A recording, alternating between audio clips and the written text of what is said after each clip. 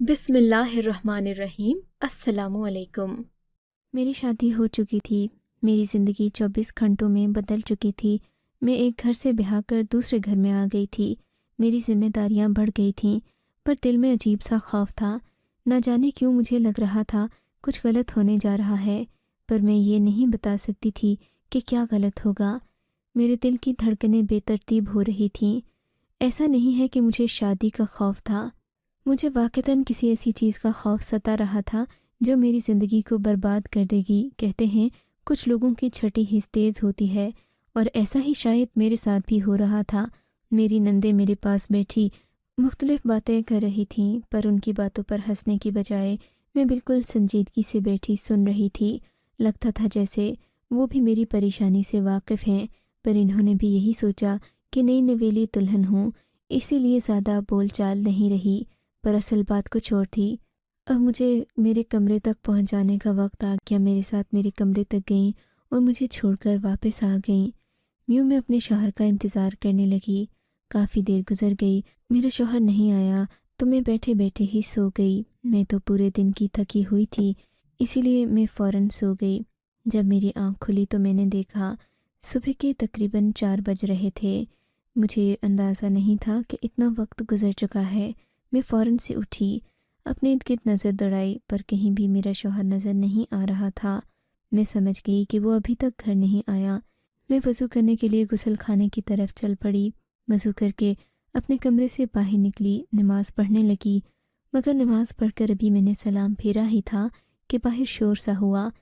किसी ने मेरे कमरे का दरवाज़ा बजाया। मैं तो ये भूल ही गई थी कि मैंने दरवाज़े को अंदर से बंद किया हो। मैंने वाकई में कमरे के दरवाजे को अंदर से बंद नहीं किया था, क्योंकि रात को तो मेरे शौहर ने आना था। सो मैं यूं ही सो गई थी। मगर वाले शोर को सुनकर मेरे रोंगटे खड़े हो गए थे। मैं बहुत परेशान हो गई कि ये क्या हो रहा है। मैंने फ़ौरन से दरवाज़ा खोला। सामने मेरी सास खड़ी मुझे खूंखार निगाहों से घूर रही थी। मैं उनका अदब करती थी, सो नज़रें झुका लीं। तब मुझसे करख्त लहजे में पूछने लगीं, तेरा शौहर कहाँ गया? अम्मा जी, वो तो कमरे में ही नहीं आए। खबरदार जो मुझे अपनी माँ कहा। मुझे माँ के लफ्ज़ से सख्त नफ़रत है। इन्होंने चिंघाड़ते हुए कहा तो मैं मारे खौफ के लरज़ कर रह गई। मैं पूछ रही हूँ, मेरा बेटा कहाँ है? माँ जी, कसम खाती हूँ मैंने आपके बेटे को कहीं गायब नहीं किया। वो तो घर ही नहीं आए थे। मेरा मतलब है इस कमरे में नहीं आए थे। लानत हो तुझ पर। तेरे जैसी बीवियाँ अपने शौहर को कभी संभाल नहीं सकती। इन्होंने मेरी तरफ हाथों की 5 उंगलियाँ खीं और वहाँ से निकल गईं। मैं हैरान थी कि मेरे शौहर का इल्ज़ाम मुझ पर क्यों आ रहा है। मैं भी उनके पीछे पीछे मुझ पर क्यों आ रहा है। मैं भी उनके पीछे पीछे चली आई, क्योंकि टेंशन हो रही थी। मैंने देखा वो सब ड्राइंग रूम में बैठे आपस में ऊंची ऊंची आवाज़ में बहस कर रहे थे। मेरी सास अपने बेटों को डांट रही थीं, जबकि इनके अब्बा जी भी परेशान थे। यानी मेरे शौहर के अब्बा जी, मेरे ससुर, बहुत ज़्यादा फ़िक्र में लग रहे थे। उनको तो लगता था अभी दिल का दौरा पड़ जाएगा। मेरे ससुर मेरी सास को कोस रहे थे, जबकि मेरी सास मुझे दोष दे रही थी। पता चला कि मेरा शौहर घर से चला गया है, वो परदेश के लिए गया है और साथ एक ख़त भी छोड़ गया है। मेरी सास ये सब मामला देखकर इस कदर परेशान और गुस्से में थी कि मैं बता नहीं सकती। तभी इन्होंने कमरे में खड़े मुझे देख लिया तो मुझ पर नज़र पड़ते ही चीखने लगीं, तुझ मनहूस की वजह से ये हुआ है, वरना कौन इंसान शादी की रात अपनी बीवी को छोड़कर जाता है। यकीनन कोई चक्कर तूने ही चलाया है, वरना कमरे की कुंडी अंदर से कैसे बंद होती। मुझे यकीन है कि वो तेरी वजह से भागा है। तू ही बदकिरदार होगी, उसका दिल मर गया होगा। मर्द का जब दिल मर जाए तो वो सब कुछ छोड़ देता है। अरे उसने ख़त में भी यही लिखा है कि मैं इस लड़की की वजह से घर छोड़कर जा रहा हूँ। ये सुनकर मैं भी हैरान रह गई कि आखिर मैंने ऐसा क्या किया कि मेरा शौहर मेरी वजह से घर छोड़कर चला गया। हालांकि मैंने तो उससे अभी तक बातचीत भी नहीं की थी। खून के आंसू रोने लगी। पहले ही दिन ये सब हो गया था, आगे क्या होगा। बहरहाल मैं वहाँ और खड़ी रहती तो मेरी साथ मुझे मज़ीद ताने देती। सो मैं अपने कमरे में चली आई।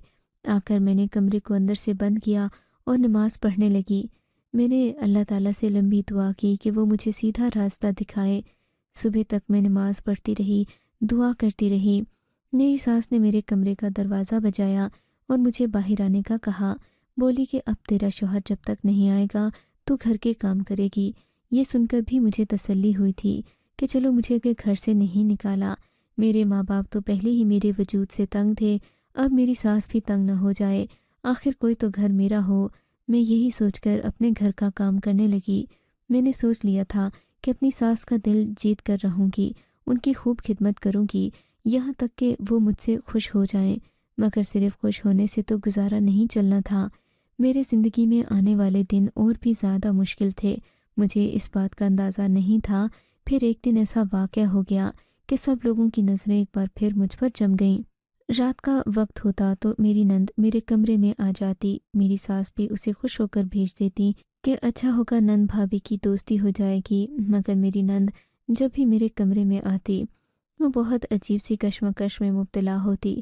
میں اس سے بات کرنے کی کوشش کرتی بھی تو وہ بات نہ کرتی، مجھے سمجھ نہ آتا کہ اگر وہ میرے کمرے میں میرے ساتھ سونے آئی ہے تو کم از کم مجھ سے بات تو کر ہی سکتی ہے۔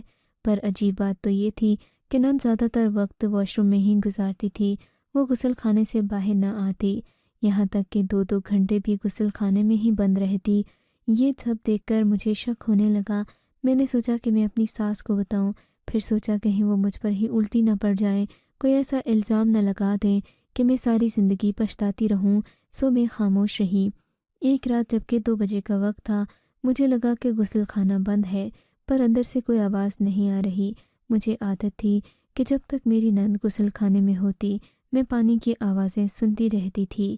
مجھے پانی کی آوازوں سے عجیب سا لگاؤ تھا اور وہ بھی پانی گراتی رہتی تھی، مگر آج پانی کی آواز نہیں آ رہی تھی۔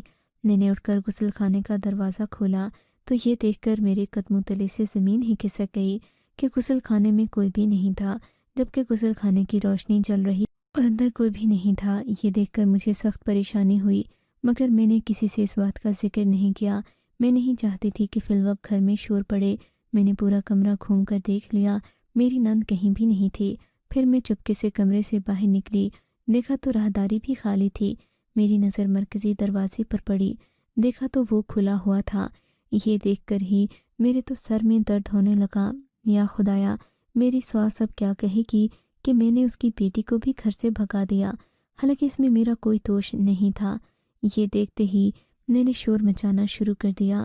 میں نے یہ سوچ کر شور مچایا تھا کہ یہ نہ ہو صبح ہو کر میری ساس اور زیادہ غصہ کرے۔ ابھی اگر میں وقت پر بتا دوں گی تو شاید میری نند کو ڈھونڈا بھی جا سکے، کیونکہ وہ بھی اتنی دور نہیں گئی ہوگی۔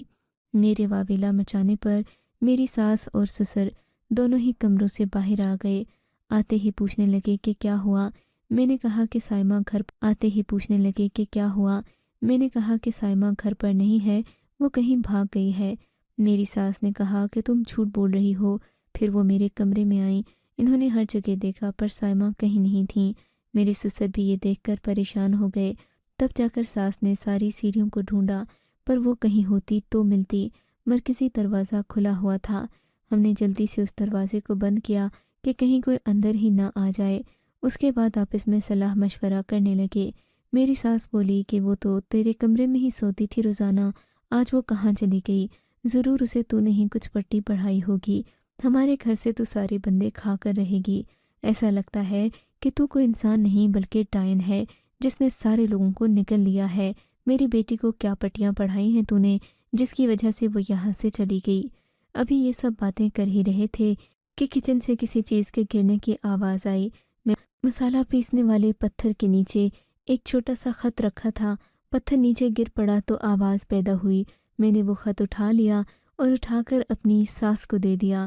ساس تھوڑا بہت پڑھا لکھا تھی، انہوں نے وہ خط مجھے ہی دیا اور بولی اونچی آواز میں پڑھ۔ میں نے پڑھنا شروع کیا تو میرے قدموں تلے سے جیسے زمین ہی نکل گئی تھی۔ میں تو حیران رہ گئی کہ آخر کوئی ایسا کیسے کر سکتا ہے۔ خط میں لکھا تھا، اماں ابا مجھے معاف کر دینا، پر میں یہ گھر چھوڑ کر ہمیشہ کے لیے جا رہی ہوں۔ جس گھر میں میرے بھائی کی قدر نہیں تھی، میں اس گھر میں کیوں کر رہوں؟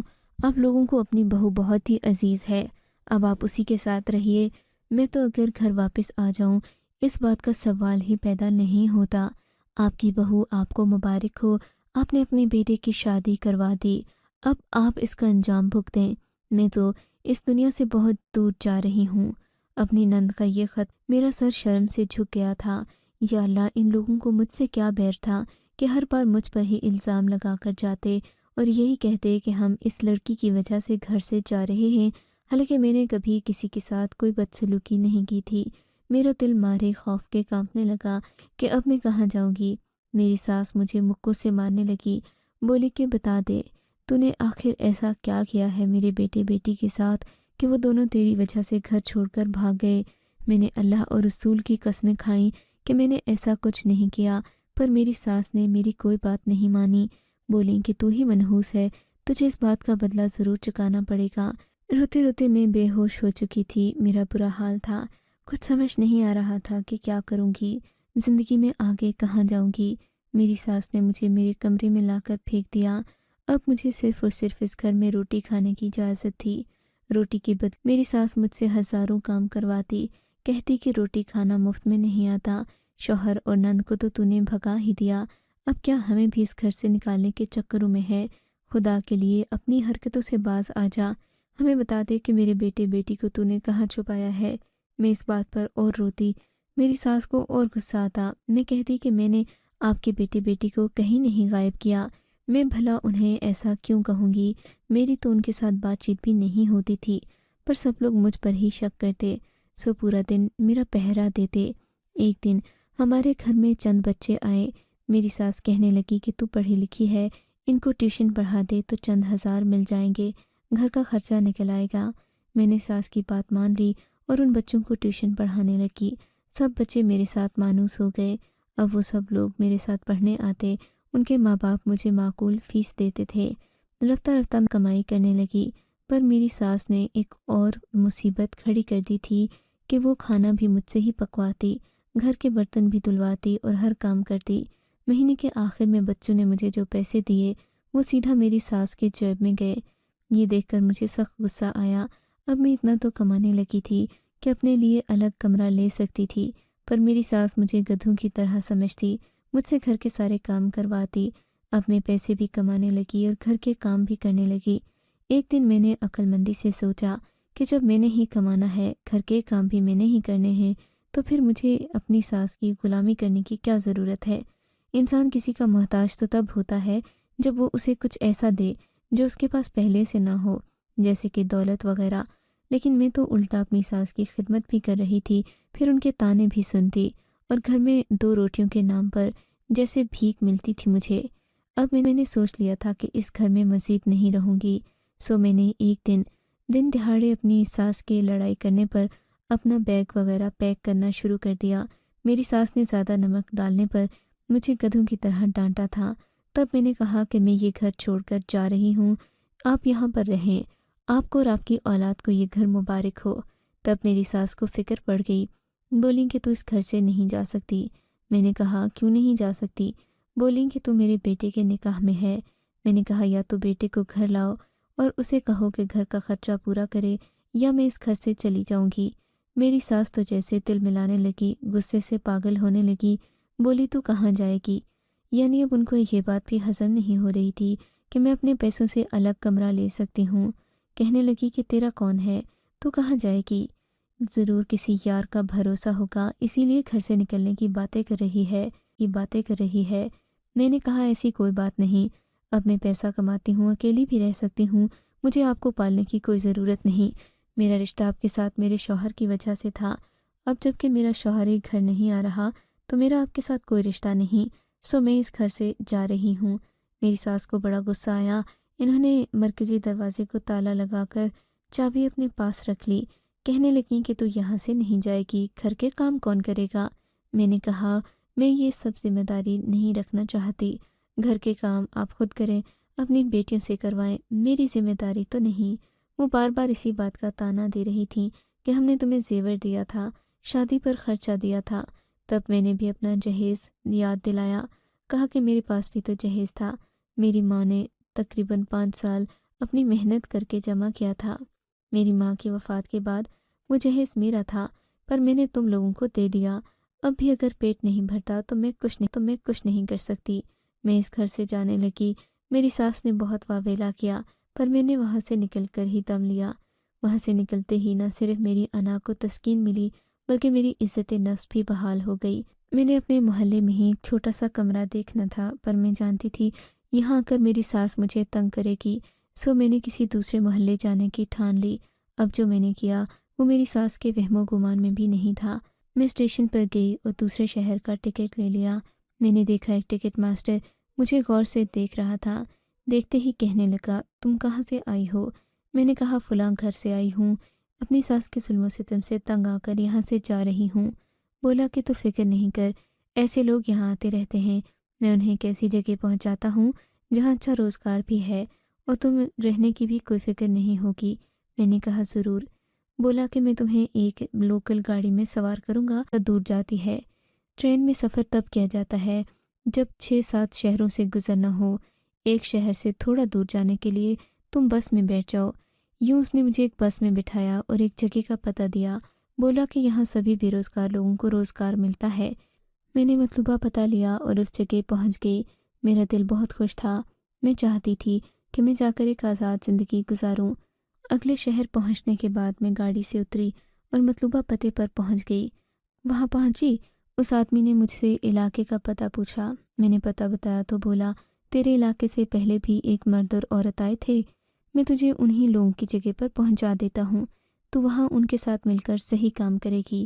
وہ لوگ ایک بنگلے میں کام کرتے ہیں، وہاں پر ایک نوکر اور نوکرانی کی ضرورت تھی۔ اب ان کو اپنی ماں کا خیال رکھنے کے لیے تیرے جیسی لڑکی کی ضرورت ہے۔ وہاں جائے گی تو اچھا کمائے گی، مالک لوگ بڑے سخی دل ہیں۔ میں نے کہا، ہاں ضرور، تم مجھے بتا دو۔ وہ آدمی مجھے لے کر اسی جگہ اسی بنگلے پر پہنچ گیا۔ بنگلے پر پہنچتے ہی مجھے ایک کوارٹر کی طرف لے گیا اور بولا، یہاں تیرے ہی علاقے کے 2 لوگ پہلے بھی رہتے ہیں، یقیناً تو ان کو جانتی ہوگی، تیرے لیے زیادہ آسانی یہی ہوگی کہ تو یہاں پر کام کرے۔ میں نے اس کی بات سر آنکھوں پر رکھی، اس کا بڑا شکریہ ادا کیا اور ان کا انتظار کرنے لگی۔ تھوڑی دیر بعد وہ 2 لوگ آئے تو ان کو دیکھتے ہی میرے سر پر آسمان گر پڑا، کیونکہ یہ کوئی اور نہیں، میری ہی نند اور شوہر تھے۔ وہ مجھے دیکھ کر گھبرا گئے، بولے کہ تم یہاں کیسے آئی؟ میں نے کہا، پہلے تو یہ بتاؤ تم لوگوں نے مجھ پر الزام لگا کر گھر کیوں چھوڑا؟ بولے کہ ہمیں معاف کر دو، ہمارا اس طرح کا کوئی ارادہ نہیں تھا، ہم لوگوں نے تو اپنی زندگی بہتر بنانے کے لیے ایسا کیا۔ دراصل ہمارے گھر میں ماحول بہت عجیب سا ہے۔ اب ہم لوگ بیٹھ کر بات کرنے لگے۔ میرا شوہر جو میرے سامنے کھڑا تھا بڑا شرمندہ تھا، بولا کہ میں تو اپنی بہن کے لیے گھر سے بھاگا ہوں۔ میں نے ساری وجہ پوچھی تو پتہ چلا کہ ان لوگوں کے گھر میں شادیاں جہیز کے لیے کی جاتی ہیں۔ میرا شوہر کہنے لگا کہ تم مجھے پسند نہیں تھی، نہ تمہارا خاندان۔ میں تو سائمہ کی ایک سہیلی کو پسند کرتا تھا، اسی سے شادی کرنا چاہتا تھا۔ اماں ابا مکر گئے، بولے کہ یہاں سے جہیز نہیں ملے گا، اسی لیے ان لوگوں نے میری شادی تم سے کر دی، کیونکہ تمہارے پاس اچھا خاصا جہیز تھا۔ خود سوچو، صرف فرنیچر کے ٹکڑوں کے لیے ان لوگوں نے میری محبت قربان کر دی۔ اب میں اس لڑکی سے شادی کرنا بھی چاہوں تو وہ نہیں مان رہی، کیونکہ اس کے گھر والے یہ کہتے ہیں کہ یہ پہلے سے شادی شدہ ہے، اب ہم اسے اپنی بیٹی نہیں دیں گے۔ بس اب تم میرے حالات کو سمجھ تو گئی ہوگی۔ رہی بات میری بہن کی، تو میری بہن کی شادی بھی اماں ابا اپنی مرضی سے کرنا چاہتے تھے، پر اس کو بھی ایک لڑکا پسند ہے۔ میں اپنی بہن کے لیے گھر سا ہوں کہ جیسے مجھے اپنی پسند کی لڑکی نہیں ملی، کہیں یہ بھی ہمت نہ ہار جائے، میں اپنی بہن کی شادی پسند سے کرواؤں گا۔ اسلام میں بھائی بھی ولی ہوتا ہے، وہ بھی اپنی بہن کا نکاح کر سکتا ہے۔ میں اس کی بات سن کر خاموش ہو گئی تھی، کیونکہ میرے شوہر کے پاس اور کوئی چارہ بچا نہیں تھا۔ وہ میرے ساتھ رہنے پر مجبور ہو گیا تھا، پر اب میں اپنے شوہر کے ساتھ نہیں رہنا چاہتی تھی۔ میرے شوہر نے میری بہت منت کی، بولا کہ تم میری زندگی میں واپس آ جاؤ، لیکن میں نے کہا کہ جب مجھے تمہاری ضرورت تھی تم مجھ پر ہی الزام لگا کر مجھے چھوڑ کر چلے گئے، اب تم کہتے ہو کہ میں تمہارے ساتھ رہوں۔ میں نے اسے صاف منع کر دیا۔ ہم لوگ بنگلے پر کام کرنے لگے۔ میں اس بوڑھی عورت کا خیال رکھتی تو وہ بھی میرے ساتھ بات چیت کرنے لگی۔ ایک دن اس عورت کی بات میرے دل پر لگی، کیونکہ میں نے اس کو اپنی ساری کہانی بتا دی تھی۔ کہنے لگی کہ بیٹی، عورت محبت کا نام ہے، وہ سخت اور کرخت نہیں ہوتی، نہ اسے ہونا چاہیے۔ تم اپنے شوہر کو معاف کر دو، کیونکہ تم بھی اب دوبارہ شادی کرو گی، کیا پتہ تمہارا اگلا شوہر اس سے بھی برا ہو۔ مگر میں ان کی بات سے اتفاق نہیں کرتی۔ اس بات کو تقریباً 3-4 مہینے گزر چکے ہیں۔ میرے شوہر نے اپنی بہن کی شادی بھی بنگلے کے مالکوں کی مدد سے کر دی ہے۔ اب وہ اکیلا ہے، مجھ سے رجوع کرنا چاہتا ہے۔ پر مجھے سمجھ نہیں آ رہی کہ اس کے اس قصور کو معاف کر دوں یا پھر اسے ہمیشہ کے لیے چھوڑ دوں۔ اگر کوئی تجربہ کار خاتون میری کہانی پڑھے تو مجھے اپنے مشورے سے ضرور نوازے تاکہ میری زندگی آسان ہو اور میں بھی اپنی زندگی میں آگے بڑھ سکوں۔ آپ کو اگر یہ کہانی اچھی لگی ہے تو اس ویڈیو کو لائک کیجیے اور اس طرح کی مزید کہانیاں سننے کے لیے ہمارے چینل کو ضرور سبسکرائب کیجیے۔ کہانی سننے کا شکریہ۔ آپ سے ملاقات ہوگی اگلی ویڈیو میں، تب تک کے لیے اللہ حافظ۔